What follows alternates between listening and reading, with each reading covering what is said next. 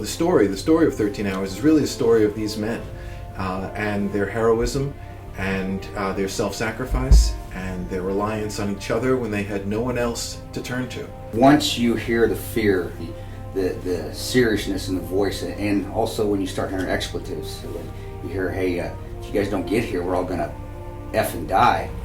Pretty much, you have to decide, what are we gonna do now? Are we gonna buck orders? Or are we gonna stay here and just watch our friends die? And you're watching the firefight, you're seeing the bullets fly, you're hearing the explosions.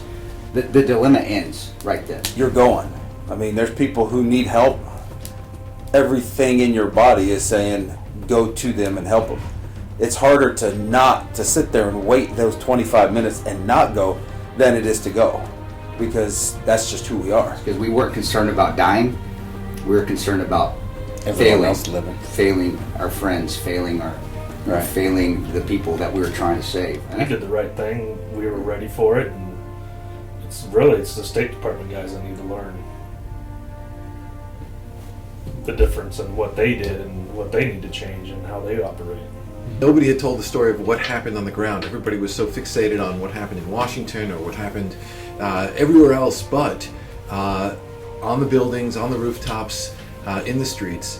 What Benghazi should be remembered for is first, as Tig said, is the loss of 4 Americans. What drove us to come out and talk about or put the book in writing was the fact that everybody else was spinning it to make it something that they wanted, and not what really happened that night on the ground. And that's why it's still hard for us, even though there's a lot of people that did live.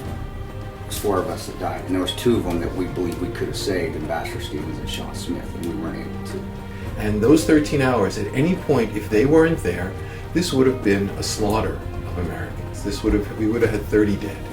And so I hope people come away from the movie with an appreciation for men like these 3 guys and their partners and their teammates who've given so much and who are largely overlooked.